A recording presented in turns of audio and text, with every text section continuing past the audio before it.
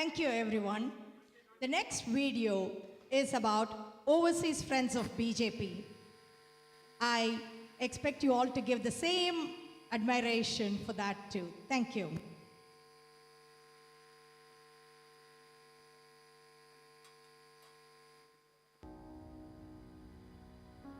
कि ये वंदन की धरती है, अभिनंदन की धरती है।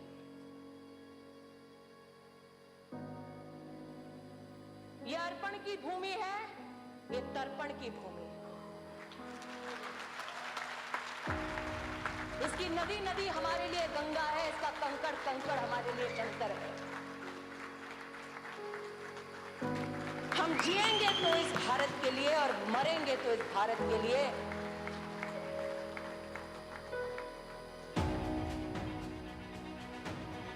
और मरने के बाद भी गंगा जल में बहती हुई हमारी अस्थियों को कोई कान लगाकर सुनेगा तो एक ही आवाज आएगी, भारत माता की जय।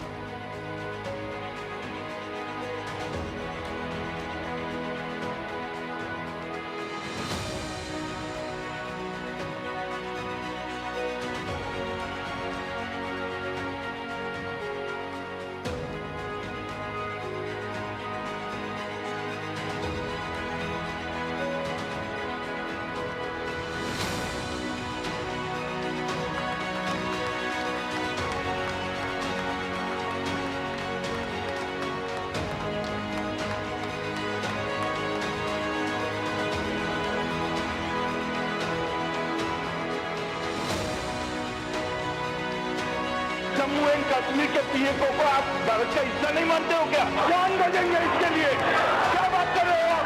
जान दे देंगे इसके लिए। कश्मीर पर भारत का नहीं टिकेगा, एक नहीं दो नहीं।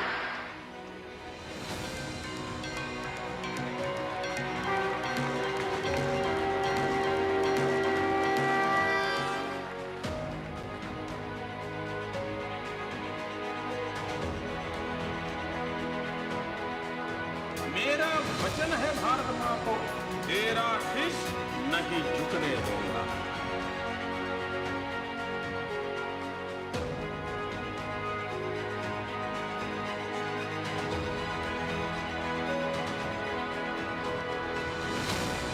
टूटे हुए सपने की सुने कौन सिसकी, अंतर को चीर व्यथा पलकों पर ठिठकी। हार नहीं मानूंगा, रार नहीं ठानूंगा, काल के कपाल पर लिखता जाता हूँ, गीत नया गाता हूँ। जाग रहा है देश मेरा, और जाग रहा है देश मेरा। हर भारतवासी जीतेगा, हर भारतवासी जीतेगा।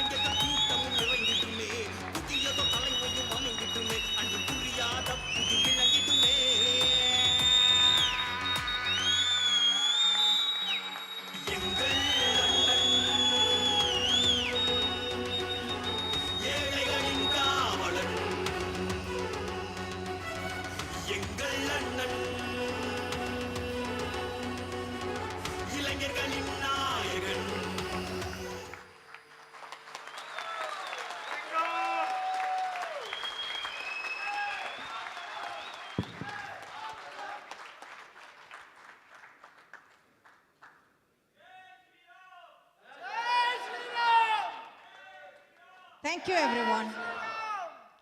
Thank you, everyone. Looking back at what we have achieved till today, it's astounding. Thank you.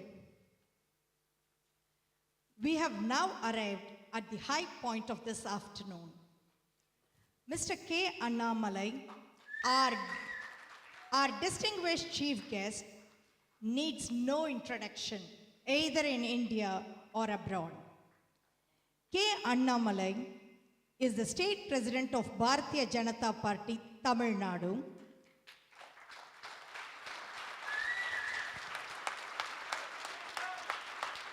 Chief servant of We the Leaders Foundation and co-founder of Core Talent and Leadership Development.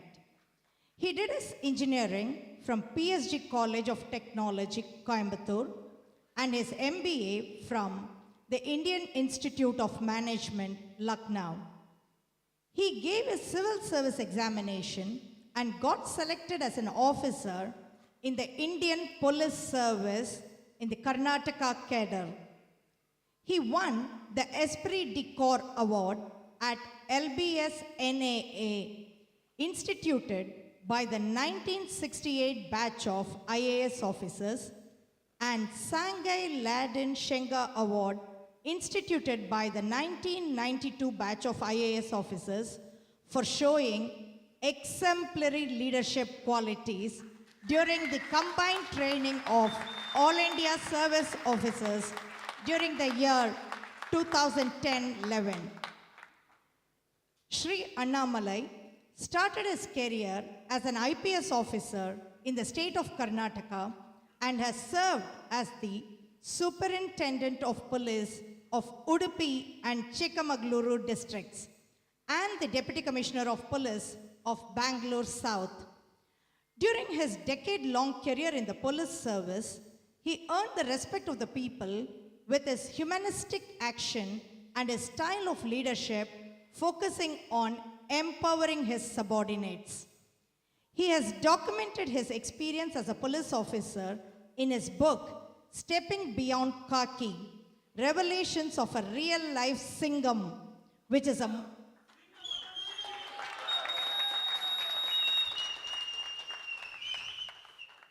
a must-read for everyone in all walks of life. Shri Annamalai resigned from his IPS service to help groom leadership at the grassroots level. This led him to the founding of We the Leaders Foundation, an NGO focused on 3 areas: organic farming, job-focused skill development, and dialogue for development. We the Leaders Foundation won the Vice President of India Award for topping the Director's Assessment for the training period 2011-13 at SVP-NPA. Shri Annamalai joined Bharatiya Janata Party in August 2020 and was appointed as the State President of BJP Tamil Nadu in 2021, making him the youngest State President of the party.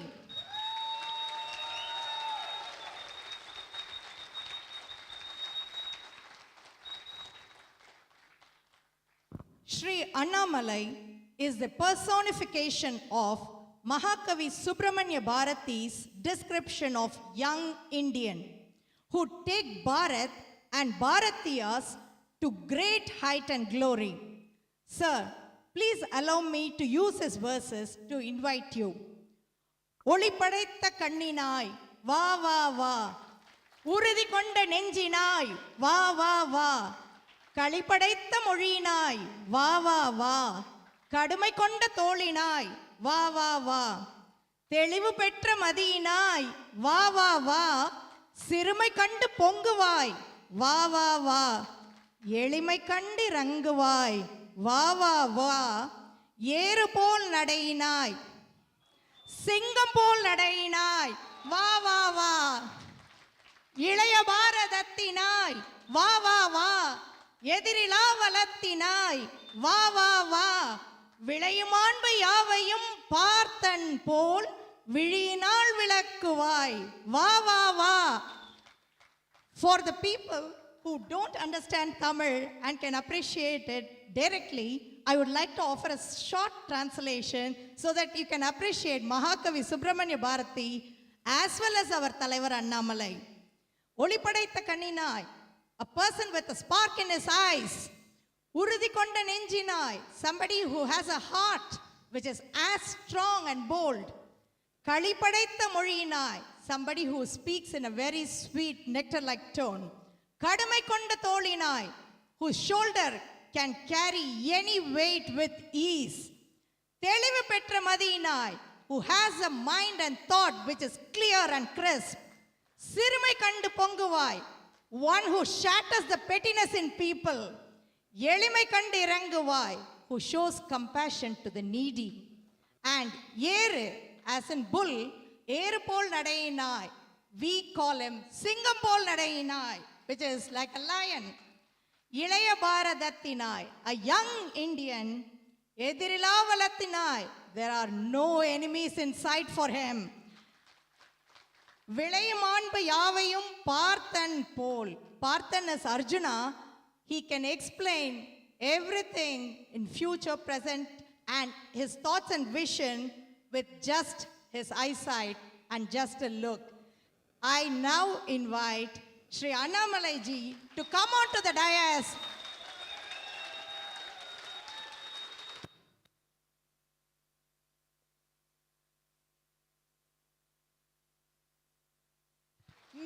Vetrivel!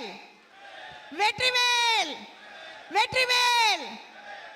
Can I now request the core BJP, Overseas Friends of BJP Tamil Nadu chapter, the core team, Mr. Satish, Mr. Nagaraj, Mr. Sudarshan, Mr. Saravanan, Mr. Vishwanath, Mr. Karthik, Mr. Guru, and myself to come on to the dais to felicitate our chief guest.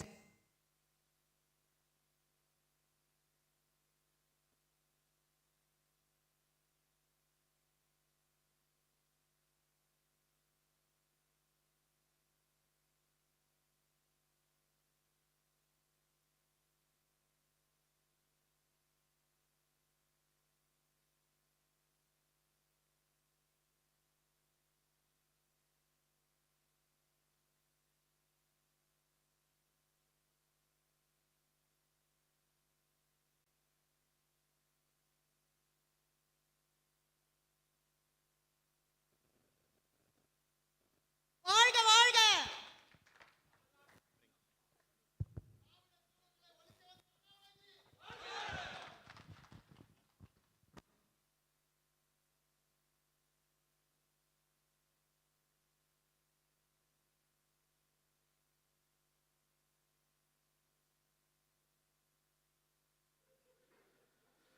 அனைவருக்கும் என்னுடைய அன்பான மதிய வணக்கம். Respected ladies and gentlemen, you all have traveled far and wide to come to this place, to come to this very beautiful occasion. It is always a great pleasure for all of us to join together to talk about our Honorable Prime Minister Narendra Modi ji. There is no greater honor than talking about this great man for the last 9 years, the transformation he has brought to our country. Before I get into that, it is my duty to compliment the Overseas Friends of BJP, the kind of active and the dynamic work it is doing outside our country. It is making sure whatever work is happening in the country is getting accelerated at the global level. I take this opportunity to humbly thank Kuldeep Shekhawat ji, who is the President of Overseas Friends of BJP UK, and the General Secretary Suresh Mangal ji, and the Overseas Friends of UK BJP Tamil Nadu chapter, Dr. Varadarajan ji, and all the eminent citizens who have come here from different parts of our country and very patiently waiting for the last 2-3 hours. The reason I came here very quickly to take the mic is I don't want Akka to say any more words about me. The reason is I clearly know I don't truly deserve any of that. We are like small stars that is staying in our position, and the biggest sun is our Narendra Modi ji.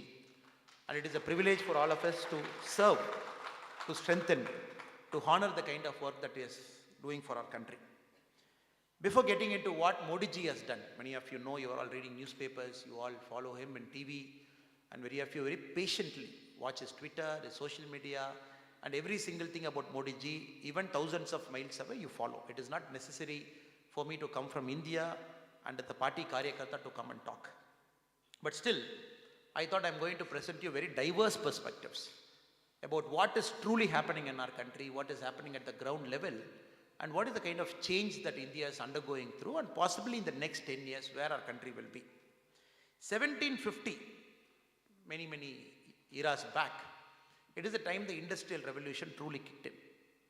Before that, before 1750, when the industrial revolution arrived, the share of India in the global GDP was about 23%. India was a very dynamic country, and 23% share in the global GDP is just not a joke, especially even when there are very powerful countries in the world. But very unfortunately, after the industrial revolution kicked in, India remained a mute spectator for many years after that. The steam engine, after it was invented, for the steam engine to get into India, it took 81 years. Electricity, after it was invented, for electricity to come into India, it took 78 years. Passenger cars, after it started plying the roads of America and UK, it took 72 years to enter into India. The reason I'm trying to say this in front of you is because after 1750, when many countries in the world started fully utilizing the era of industrial revolution, started climbing up the ladders, brought in unimaginable prosperity to their citizens, started growing very rapidly in the world, countries like UK, countries like US, most of the European countries. And India very sadly remained a mute spectator. Even before the industrial revolution, as we spoke, 23% of the world's GDP was with India. Countries like UK, at that point of time, especially East India Company, they chose to use countries like India more as a source of raw material supplier to the major industries that were settled in this part of the UK. After 2014, till now, 2023, we can very clearly say the 9 years of our country, it is not very ordinary 9 years. It is an epoch, it is an era, and this will come once in 250 years.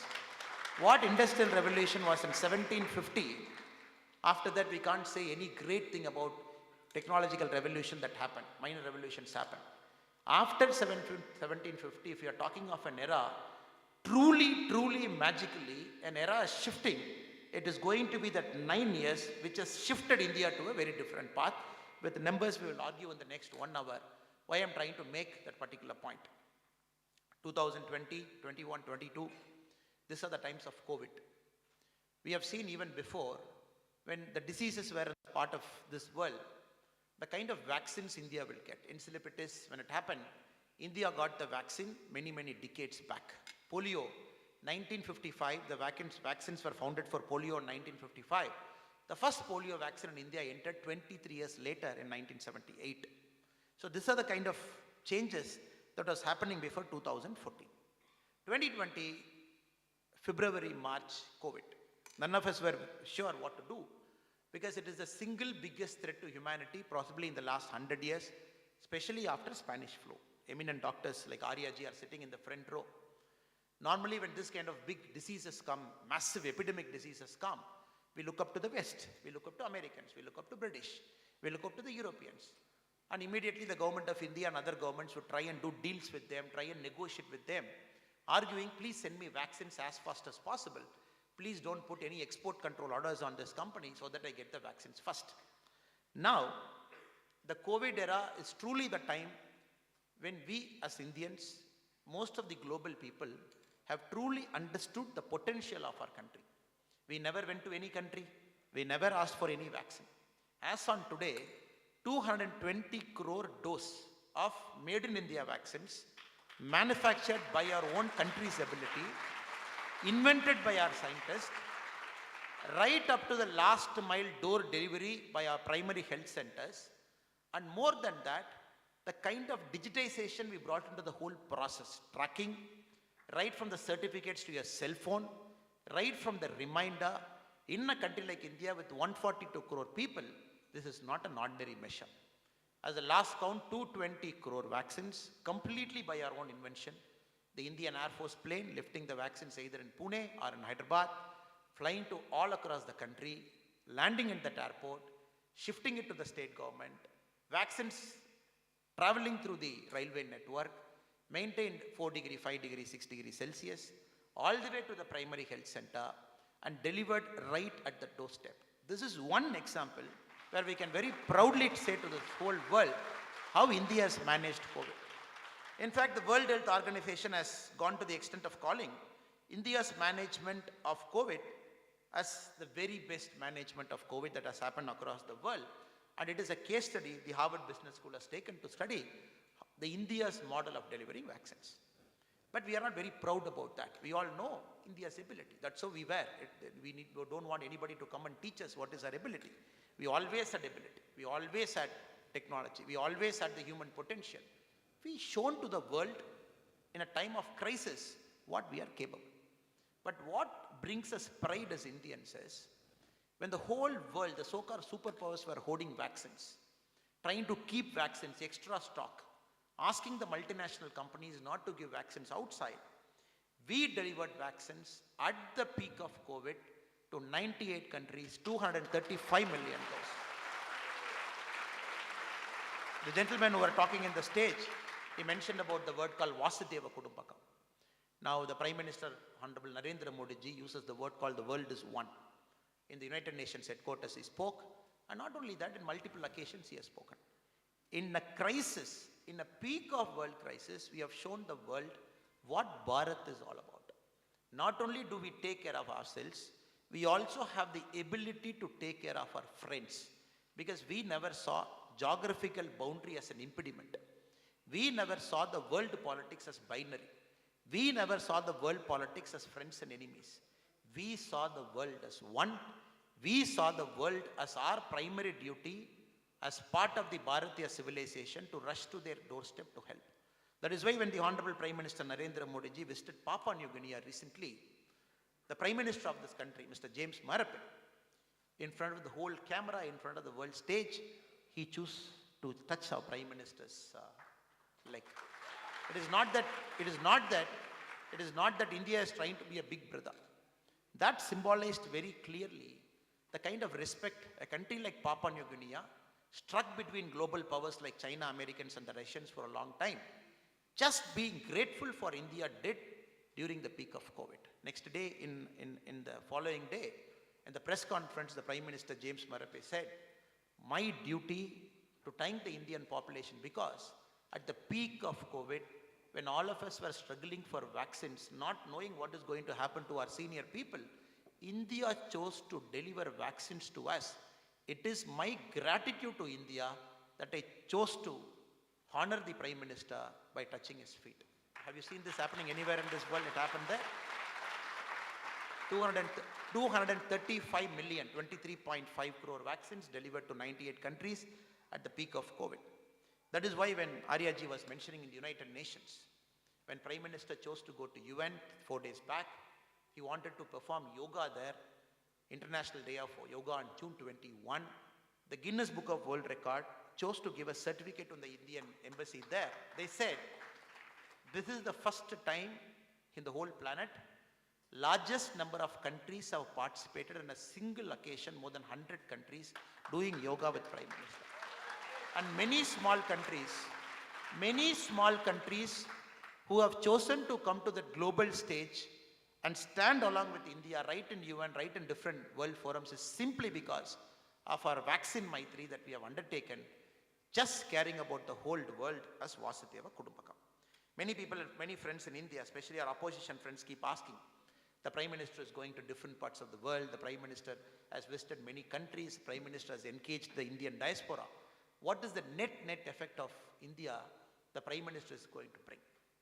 If you look at the statistics one after the other, we can very clearly see how the global diaspora, people like you, friends like you, brothers and sisters like you, senior citizens like you, as proud Bharatiyas, where your heart still beats for India, even living abroad many miles away, because of you, the kind of brand India is able to build in the global stage is phenomenal. It's a brand we have built, it's a true brand we have built. That is why when the Prime Minister has chosen to go to The American trip this time, unprecedented welcome we got. Complete state visit. They have taken the visit to a different platform, possibly, like they said, the first Prime Minister and the fourth global leader after World War II to address the Congress twice. Like they said, 14 times standing ovation, more than 75 times clapping, people waiting in the queue to take a picture, and more importantly, from Elon Musk to Rad Dalio to all the great people, the writers, the literary giants, the industry CEOs, every single person waiting to meet our Honorable PM and believing in the global opportunity that India is going to show. This is only happening because, for two reasons. One, what is happening inside the country. Two, what is happening outside the country. There are two things that is happening. Right inside the country, something is happening. Right outside the country, something is happening. That is why all these global giants, they are choosing to line up to come to India, be a part of the India's growth story that is just taking off, that is going to be a miraculous transformation in the next 25 years till 2047. What our Honorable Prime Minister calls the Amrit Kal of India. The Amrita Kalam, or the best time for India after many, many centuries, is going to be 2022 to 2047. So everybody is waiting to see what is going to happen. Like we said, we missed the Industrial Revolution bus. Countries have become bigger, and India just chose to wait. Computers, like I said, passengers came late. Like I said, vaccines came late. Like I said, even a very simple thing as a computer, it entered India 22 years after the first computer was powered in US. Cell phones came 5 to 7 years later. Now, this is the era of digitization. Like how Industrial Revolution happened, many countries chose to be the forefront of Industrial Revolution. The whole world knows this era of digitization, India is a world leader. That is why Mr. Sundar Pichai from Google, he mentioned the kind of digitization that is happening in India, that is being taken to the world by the Honorable Prime Minister Narendra Modi ji, it is far ahead of its time. It is much ahead of thinking. This is coming from a company which is more powerful than 90% of the world countries combined. That company CEO has chosen to use this word.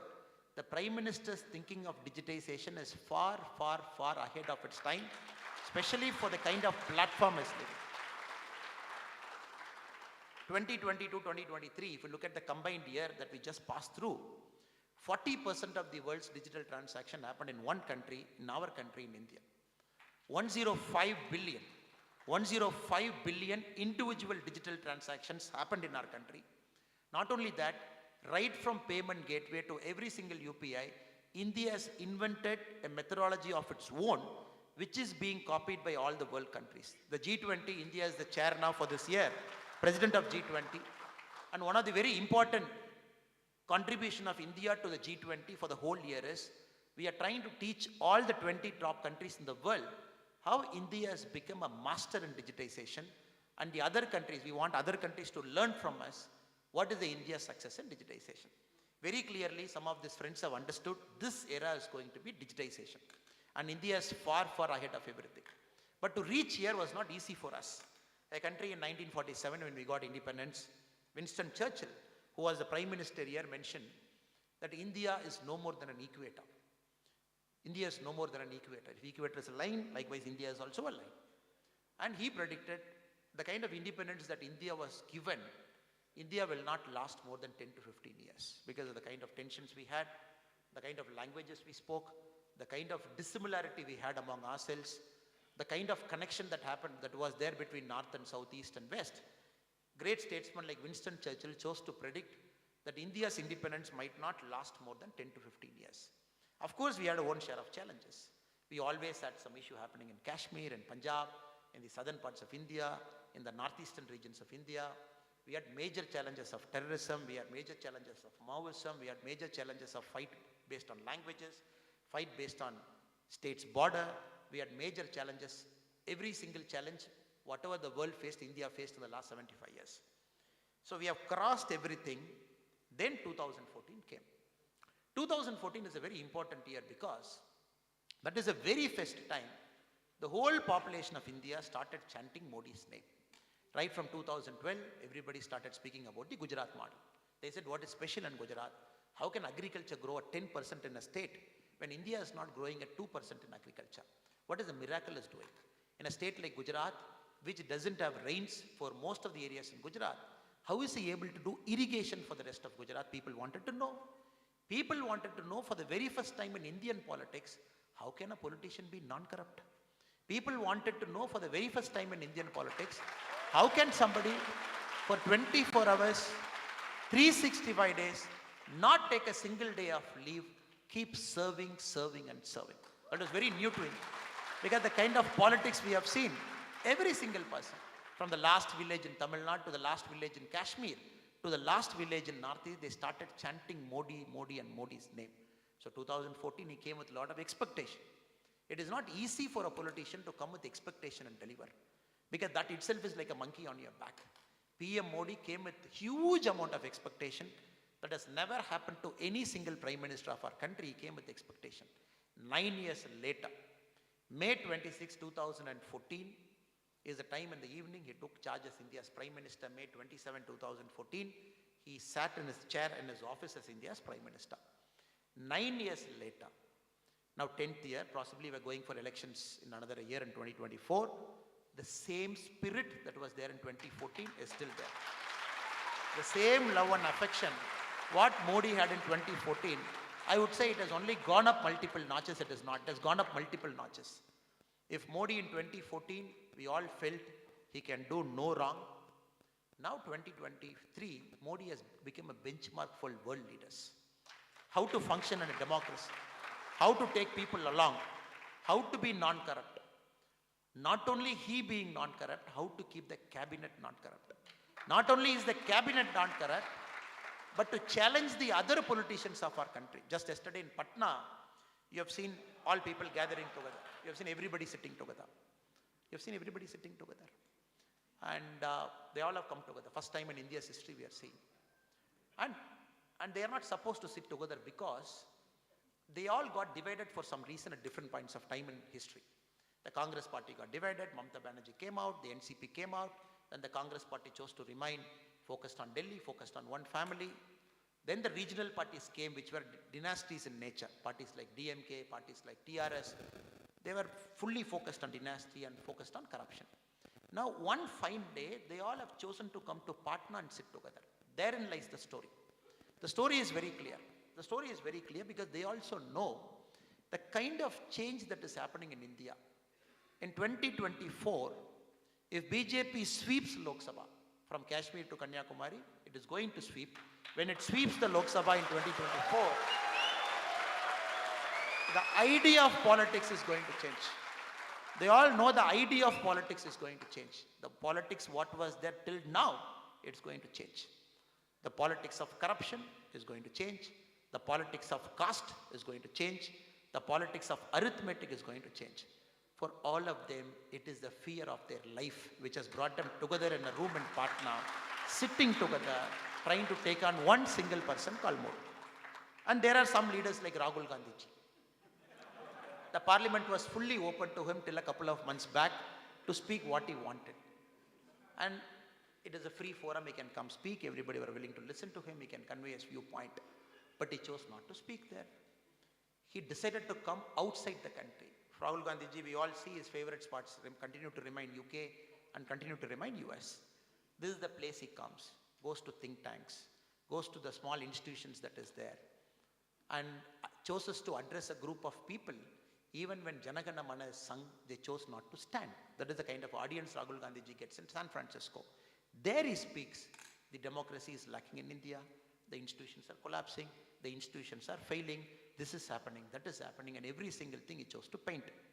And very, very unfortunately, and that is the way the Congress is behaving in India. If you look at Congress, what was wrong with the old India is being reflected in the Congress party even now. If you come and see the Congress party in India now, it is purely a reflection of old India. Continues, fails to reform, fails to bring talent into politics, fails to empower people at the grassroots level, fails to fight for the poor and the needy who needs a political party to support them. Still, it's the party of privileged. Still, it's a party of a single family. Still, it's a party of a single road, a single house in Delhi. And now, Congress, along with other parties, have chosen to form a union in Patna, headed by Nitish Kumar ji. His flip-flops are more popular than a circus flip-flop. A circus flip-flop cannot do as fast as Nitish Kumar's flip-flop. Now, 2024, I am assuring you from the British soil, I will leave this country in about 3 days from now. Possibly we all will meet again after the 2024 Lok Sabha election. 100%, I'm telling and going. The 2024 Lok Sabha elections, it is going to give BJP party and Narendra Modi ji, the MPs in Lok Sabha, which is going to be far bigger than any MPs achieved in India after 1947. It is going to happen without a doubt. Why is it happening? Now, why are we confidently saying it is going to happen? Why are we saying confidently this is going to happen in India, this is going to happen? I'll give you the numbers in front of you. Now, after 2014, when Modi ji came in, the kind of things he did is something which we have to see as a person. Europe grew with roads. America grew with roads and rails, a combination of critical infra. It powered the country, which caught the industrial revolution wave. It started inventing technology, lifted millions out of poverty, became global leaders.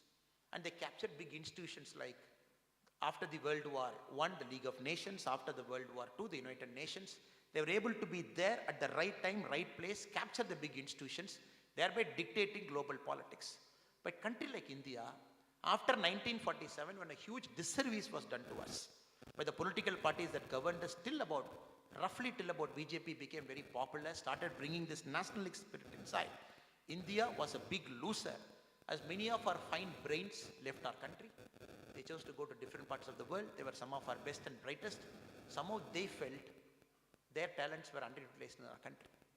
They wanted to fly, but somehow we made them like a caged carrot. We had a cage, like a parrot, we locked them inside from 1947 to 2014, never given the opportunity to dream at a scale.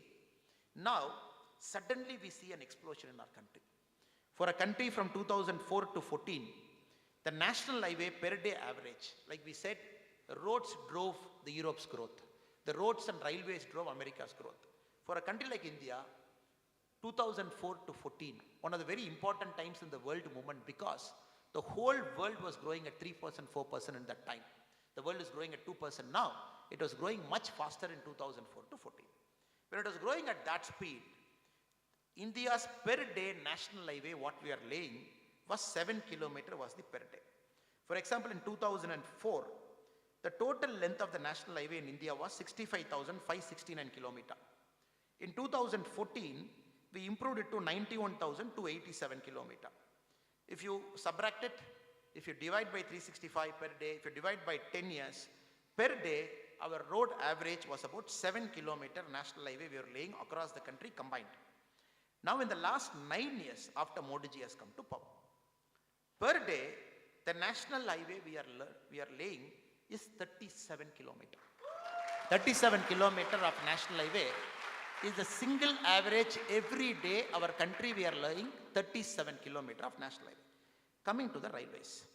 If you look at the railways, when Modi ji came in 2014, the total railways that was electrified, because you can't keep powering railways with diesel engine and coal, the total railway that was electrified was 4,700 rail road kilometer, which is 6.3% of the total railway line in the country was electrified in 2014. Now 2023, the broad gauge route where the major trains fly, the broad gauge route alone, we have electrified 91% of India's broad gauge connection. We have electrified, which was a mere 6% in 2014. From 4,700 rail road kilometer, now the total electrification, we have increased it to 28,800 rail road kilometer. 7 times more railway lines we have electrified. If you look at other simple metrics like broadband, broadband is internet powers the world. None of you here sit without internet because your life depends on internet, on the transfer of data. 2014, when UPA ended its power, when Narendra Modi ji took over, India had total broadband subscriber 5 crore and 89 lakh. 5 crore and 89 lakh, 5 crore people had broadband connections at home. Today, in 2023, the broadband connections in India is 77 crore and 13 lakh. Just look at the scale we operate. Look at the speed we do. Look at the transformation effect. Every single thing is happening in our country. Now the national highway has gone up from 7 kilometer average, 37 kilometer we have taken. Now what has happened? The average speed of a lorry that is traveling in India from 18 kilometer, it has shot up to 35 kilometer, which means the goods are moving faster. The goods are crossing the interstate borders faster, whereby it is contributing directly to GDP, because we all know logistics is 13% of India's GDP. Now broadband coming in from 5 crore in 2014, jumping up to 77 crore, everything is laying a huge pipeline for digital transaction. As we said, 105 billion digital transactions India has achieved in the last year alone, 2022-2023. 40% of the world's digital transaction has happened in India. Now again, if you keep looking at the other metrics where our country is progressing. Now, India is a country with 142 crore people. 142 crore, we have just become the most populous nation in the world. We have overtaken China. It means India has to be the global capital of human resource 10 years from now. You can't remain a mute spectator from the world's growth by not empowering your educated people. Now, the number of IITs in 2014 is 16. The number of IITs in 2023 is 23. The number of IIITs in 2014 was 9. The number of IITs in 2023 is 25. The number of IIMs in 2014 is 13. The number of IIMs in 2023 is 21. The number of All India Institute of Medical Science 2014 was 8. The number of All India Institute of Medical Science at the end of 2023 is 23. The number of universities at the end of 2014 was 723. The number of universities at the end of 2023 is 1,113. If you look at all these numbers, with the extra amount of colleges, extra amount of transformation that is happening, India is all set to become the global capital of human manpower 10 years from now. The best quality engineers, the best quality scientists, the best quality of next generation top minds is going to come from Indian universities, because the universities are at play here, and that is why India has got into the National Index Ranking Framework, NIRF, possibly the first country in the world, which is rating every single college in the world by a single framework. Anybody who wants to enter a college from Kashmir till Tamil Nadu, he just has to go Google, type the college's name, see what is the NIRF ranking. That is, the government of India is giving a rank to every single college in the country. Thereby, we are challenging the colleges at the back end to come up. Thereby, we are challenging the countries at the top end to remain at the top. If you see the number of patent, countries like UK are great because of the kind of brainy people it has got within the country. If you look at India, 2014 to 2021, in a matter of 7 years, the data I have is for 7 years, the number of patent that is filed in India has seen a jump of 572%, is the growth rate of patents. In 7 years, India has jumped 572%. So overall, the picture is very clear. The critical infra is happening. Roads are being laid.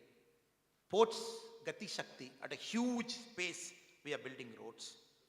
Not only that, if you look at the number of airports, after independence from 1947 till about 2014, for almost 67 years, the number of airports built in our country is 74. Now hold your breath. Last 9 years, the number of airports built in our country is 74. So 67 years we built 74, 9 years we built 74. So India is having 148 airports. The other day a friend was joking with me, what is this? Air India, 6 months back they said we are ordering 470 planes. The whole world said, oh, the single biggest order in aviation history. United Airlines never placed an order for 470 at one shot. British Airways never placed an order for 470. Air India's placed order for 470. All of us felt proud. We were very happy. Oh, 470 planes, single order. Indigo, day before yesterday, they said, what is Air India? I am placing 500 planes at one shot. 500 planes came to Airbus, one shot, delivery is going to happen. Now you see in the last 6 months alone, 2 major carriers of India, Air India and Indigo combined, they have placed orders for 970 airplanes. Just imagine the pace of India's growth, the unprecedented scale in which this country is growing. Now you have to support them. Airports have to be built. And possibly after 2014, for the very first time, we are using our inland waterways. We have got an inland waterways policy because we want goods to move from part A to part B in India's rivers. This is none other than Ambedkarji's dream. Ambedkarji always felt when he was part of the Viceroy's Council pre-1947, around 1943-44, Ambedkarji was part of the Viceroy's Council. His biggest dream of Ambedkar was to create dams in India, was to fix irrigation canals and systems of India, and more importantly, use India's river to transfer products and goods and services from one part to other by using India's mighty river. Before 2014, goods never got translocated, never got shifted within the country in rivers. After 2014, it is PM Modi ji who decided to use rivers as a major means. A big transformation is, that is why you see in TV, suddenly you see some big vessels sailing in the Brahmaputra, in the Ganges, you see sailing in very big rivers, you see cruise ships traveling in rivers. Because the platform was laid for transferring goods. Imagine a country of 140 crore people. Imagine a country with a natural abundance of resources that India has got. For the very first time, we are tapping into all of our natural resources, including shifting of goods. Now, you just have to imagine. India's GDP is about $3.6 trillion now. And logistics is 13% of it. Now, anything we do in our country, by which we increase the pace of movement of goods. We make railways more efficient. We make ports more efficient. For example, Mundra port is the single biggest, largest port in the world, which carries crude at a capacity which other countries can't even imagine. The ports around the Gulf of Kutch, the 3 ports, it's simply whatever Europe is handling, the 3 ports along the Gujarat coast, the 3 ports alone handle 20% of Europe's ports capacity.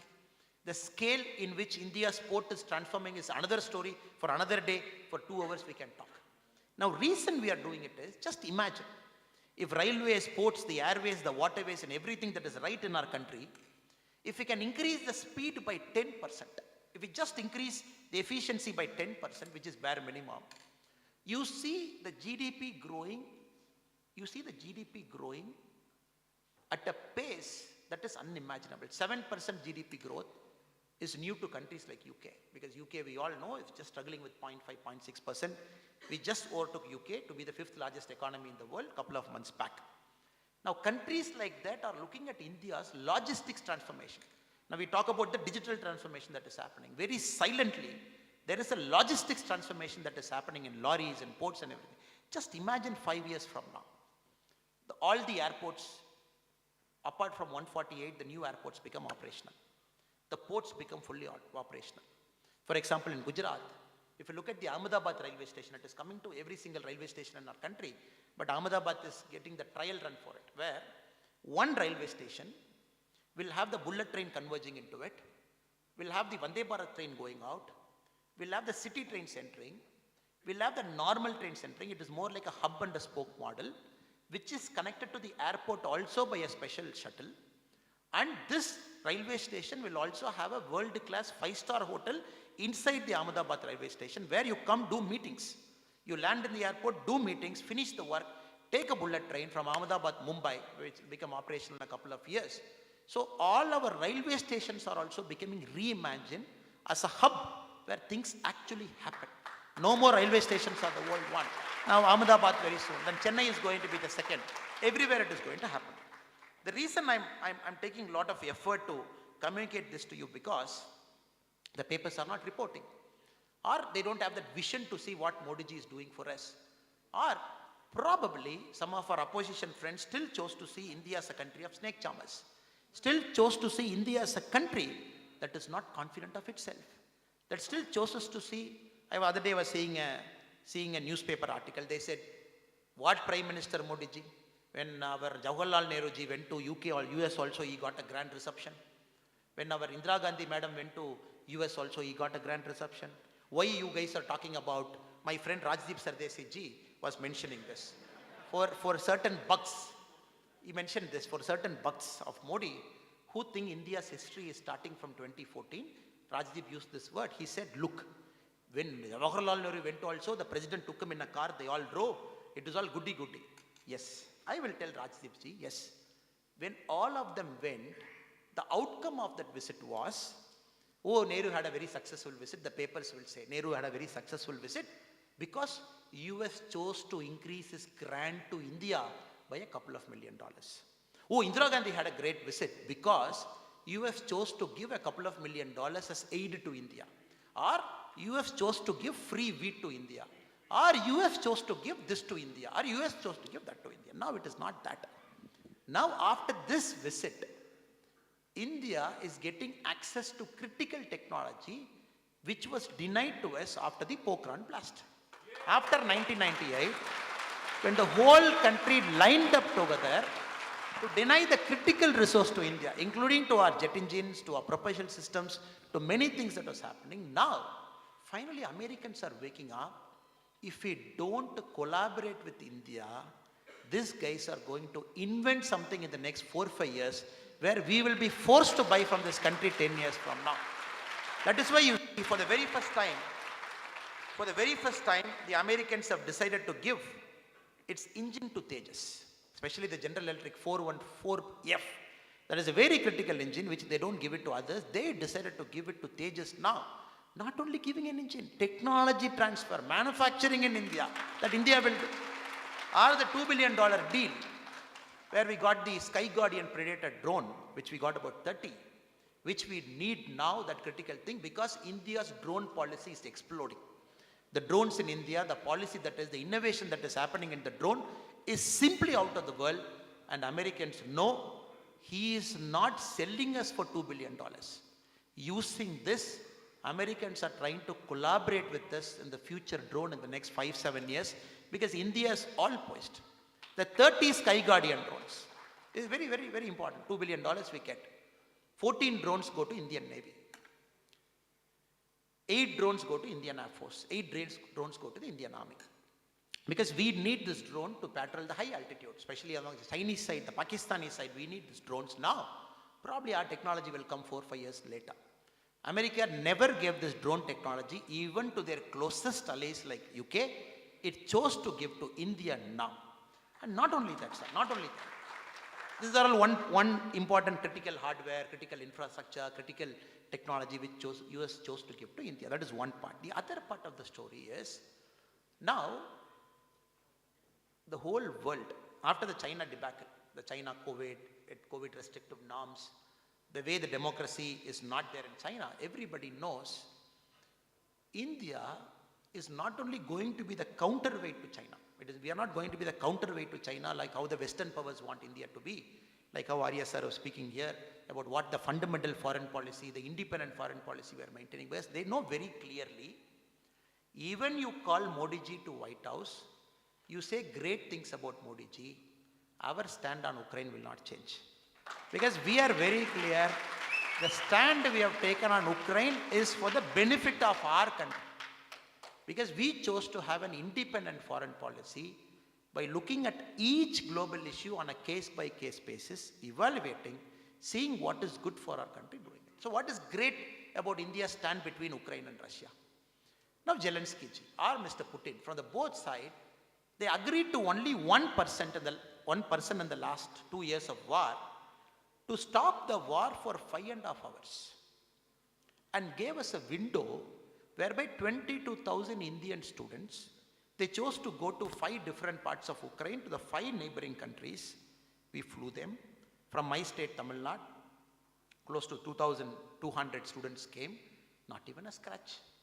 Now, this is a news for powers, American powers or the French powers or the UK powers. How can a country like India talk to both Ukraine, talk to both Russians, stop the war in the peak of the war, take a window for 5.5 hours, send 5 different cabinet ministers to 5 countries around Ukraine, send our Indian Air Force planes, send Indigo planes, send Air India there, lift them and come. And if somebody thinks this is a fluke, if some Western powers think this is a fluke, okay, it just happened.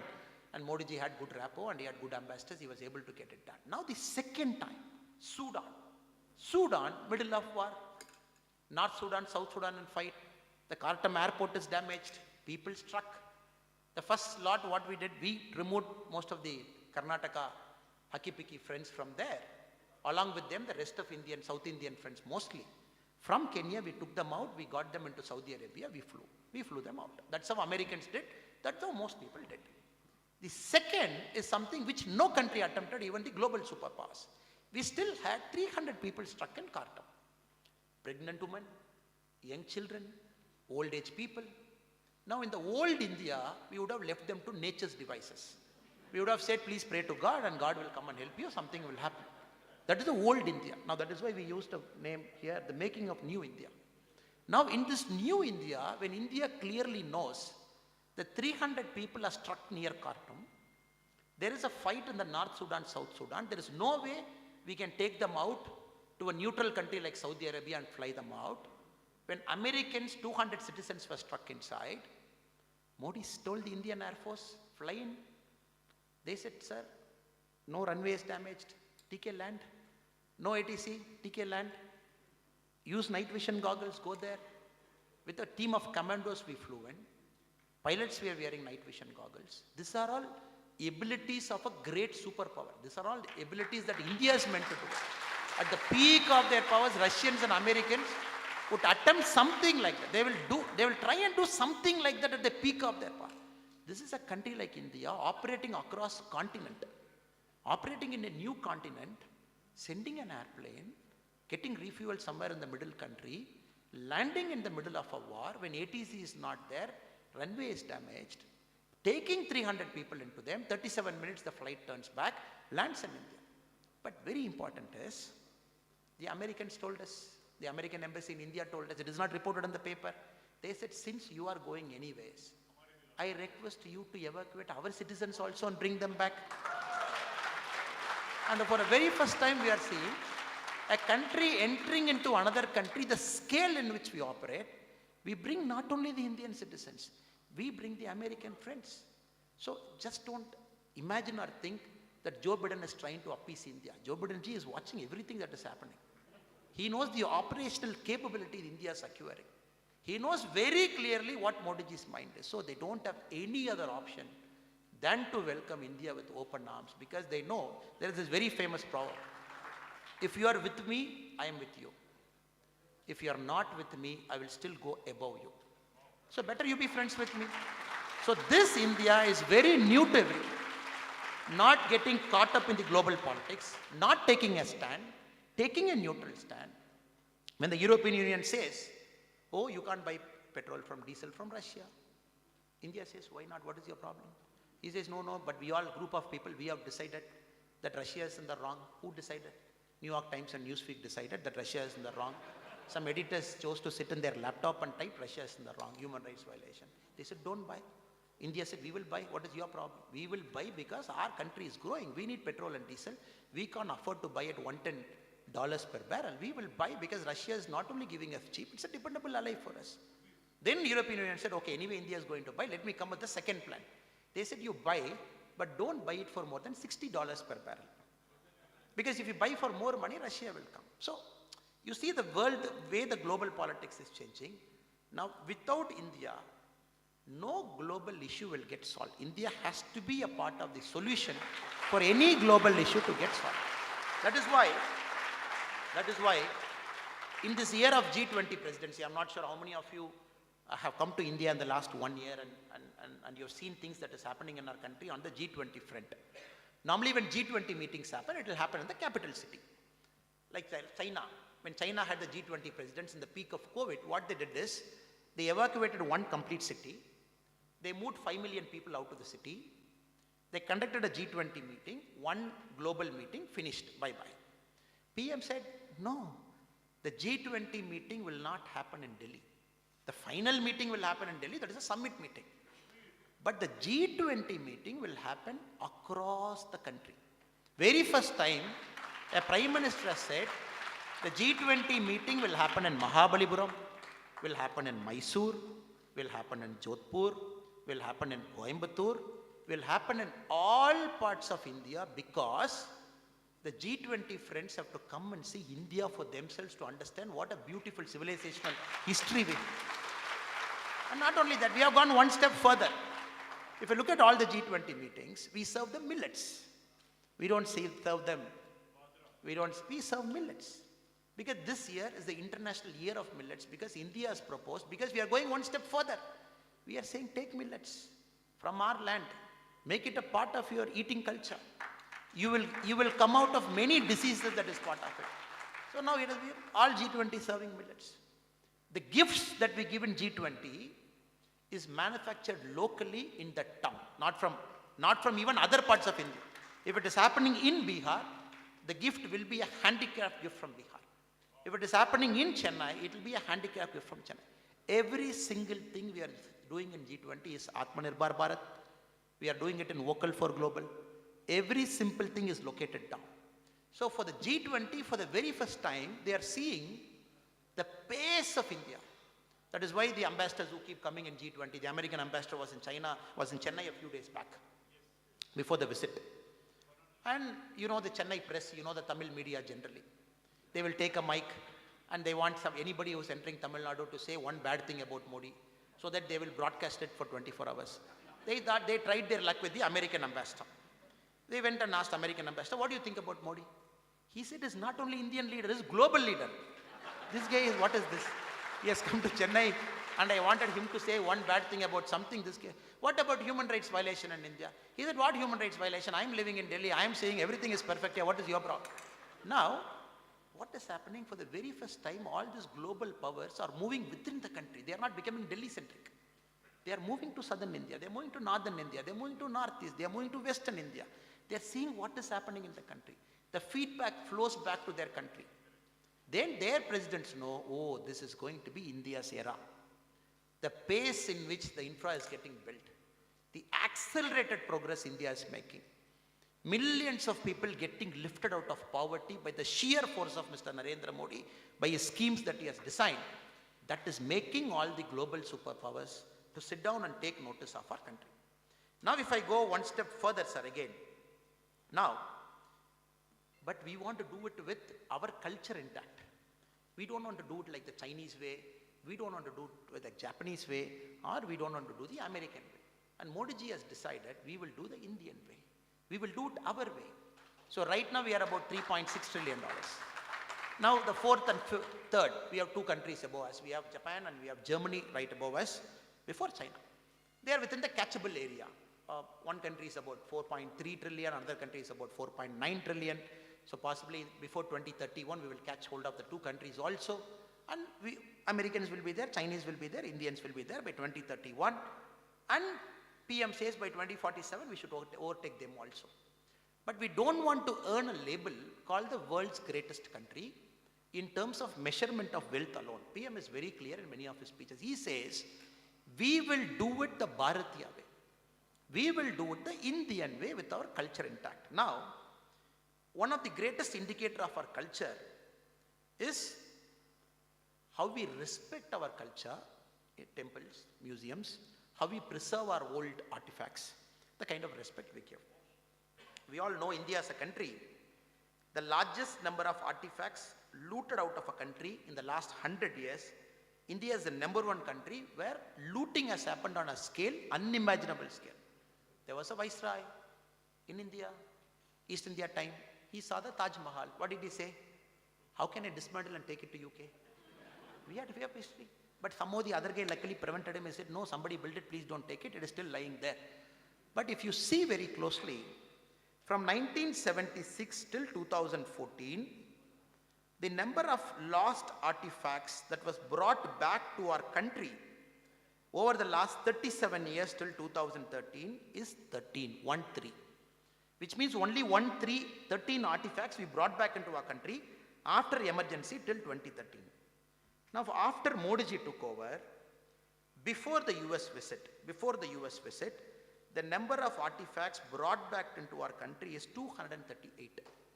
238. Now we got a bumper.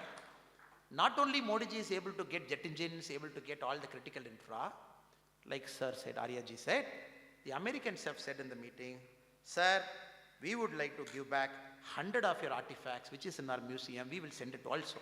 In just concluded Modi ji's visit, 100 more artifacts are going to come back to India, which takes the total count to 338. 238 before the American trip. Now when 100 comes in, 338. Many of these artifacts, if you see, right up to the Albert Museum in Australia, some of the biggest museums in UK, some of the top museums in America, which was preserved in some wealthy person's home. A Nadaraja was made as a doormat, some lying in rich people's home. Every single one hunted, embassy tracked, suit filed, arguments made, and artifacts are being brought to our country. So not only we are trying to get things done, but what we are trying to do is, we are trying to reclaim our culture. This is the greatness of this government. When we say Modi ji's 9 years of making new India, very proudly we can say the transformation of temples, the litigation issues that we solved right up to the Ram temple, and Lord Ram waiting inside to have a huge consecration to him that is going to happen very, very soon in Ayodhya. And for Ram temple, it is not that, sir. Normally we say, okay, in India, in Tamil Nadu, the state in which I come, Lord Muruga, Lord Shiva, Lord Ganapati. If we go to the neighboring state, we have other Hindu gods. If we go to mostly the northern part of India, we have Lord Ram. And even in the southern part of India, Lord Ram. But what is the greatness about Ram temple? The greatness about Ram temple is, for the collective drive that happened, for the collection drive, that the Ram temple committee, it wanted a voluntary contribution from the public, and they wanted everybody to contribute in making of this temple, which will stand as the symbol for India's cultural heritage for the many, many years to come. Now what happened in a state like Tamil Nadu? The contribution we made for Ram temple by the ordinary citizens of Tamil Nadu, we rank number 2 in the country. The total money that Tamil Nadu mobilized. So we have entrepreneurs in Tamil Nadu, one person who gave a check for 50 crore. We have entrepreneurs in Tamil Nadu, multiple people who gave more than 25 crore. This is the spirit of India. Ek Bharat, Shresth Bharat, when we mention that as Indians, we feel more united. As Bharatiyas, we all feel empowered. The Ram temple is an example. The bell in Ram temple, it was made in Tamil Nadu. And it was a big ceremony for the massive bell that is going to be installed there. It went and rode all the way from the south of Tamil Nadu to Ayodhya. You should see the kind of respect. People stood in villages, people touched that bell, people did puja to that bell, people wanted that bell to go all the way to the Ayodhya temple and get consecrated there. It is not about symbolism, sir. It is about the feeling of unity for the very first time from the northeast to south to west to Kashmir. And all of us believe we are integrated together as a whole. That is the magic of this last 9 years, Modi ji. Now again, it's a very emotional moment for us when we talk about Kashmir. Kashmir is one of our crown jewel. Our PM keeps making the statement. The soul of India, the soul of Bharat is in Kashmir. The soul of Bharat is in Tamil Nadu. The soul of Bharat is in Northeast. When all the 3 components of Bharat, when it fires to its fullest, that is when the realization of Bharat is at its maximum. Now for this, all 3 has to fire at its fullest. Now Northeast, we all know pre-2014 how it was. We all know Northeast post-2014 and 2023, how Northeast is. Northeast was seen as some unwanted state. The junior most minister was given in charge of Department of Northeast Affairs. And somebody will go once in 6 months, once in 1 year, once in 2 years, a minister will go. Modi ji said, every single cabinet minister in his government has to visit Northeast once in 2 months. Every single cabinet minister has to visit Kashmir once in 2 months. 3 months back, he said all his cabinet minister will visit Tamil Nadu in the next 30 days. We had 66 cabinet ministers, all visiting Tamil Nadu in about 30 days time span. So every day you saw 2 cabinet ministers, somebody in Chennai, somebody in Nagarkoil, somebody in Thoothukudi, somebody in Tirunelveli. No, why is he doing it, sir? He is trying to do it because Modi ji completely understands the potential of the 3 states by which the awakening of Bharat will happen. Now, Kashmir. Kashmir now, very confidently we can say, it has reclaimed its identity. In 2022, January 1 to December 31, for the full year, 1.8 crore non-Kashmiris visited Kashmir for the first time. That is the highest after 1947. Now, 1 crore 80 lakh Indians not belonging to Kashmir, they went to Kashmir as tourists for the first time, 2022. Now, this is the first thing that is expected after the abrogation of Article 370. Now the property that is being purchased in Kashmir is on the rise. Number of property purchased 1 year after Article 370 abolition is 1. Second year, 16. I don't have the data for the third. It is all picking up. People want to go inside and settle. And more importantly, the kind of integration that has happened with respect to Kashmiri laws. For the very first time, the Ranbir Penal Code is out. The Indian Penal Code is in. The SC/ST Act, which was not there in Kashmir for many years, for the very first time, the SC/ST Act is entering into Kashmir. Likewise, the full integration is happening in Kashmir. Now, for the very first time after 1989, the peak of militancy, the number of civilian and army men death in Kashmir is below 100. For information, 89, 19, 91, it has touched a couple of thousands. 2022 was possibly the safest year for a Kashmir brother and sister and for the army men inside. Very first time the combined civilian death and the army death inside has come down below 100 after 1989. So whichever indicator you see in the country, we can truly and honestly say that Kashmir is reclaiming back its proud and rich heritage and history. Now coming to the Northeast India. Gone are the days when Northeast India was treated as an unwanted state attached to India. The Prime Minister calls the Northeastern states as Ashtalakshmi. He says all the states of Northeast are Ashtalakshmi to us. The kind of potential Northeast has got is unbelievable. Starting from Assam to Mizoram to Manipur to Nagaland, every single place. For the very first time, the democracy is getting deep-rooted inside. For the very first time, the warring groups are coming to tables. They are talking, except what has happened in Manipur for the last 3-4 months, for no fault of government of India, between two groups, one wanted an ST status, one doesn't want to give an ST status. The court mandated ST status should be given, and all efforts are there to solve the problem. And very first time we can see, Northeast is getting truly integrated with India. The potential is yet to be realized. That will also get realized in the next 5 to 10 years. Now coming to states like Tamil Nadu. States like Tamil Nadu, the only problem we have is a political problem, not economic problem. A state that is firing, a state that is all set to reach $1 trillion. But very unfortunately, the politics of the state doesn't reflect the social aspirations of the state. The society of Tamil Nadu is dharmic.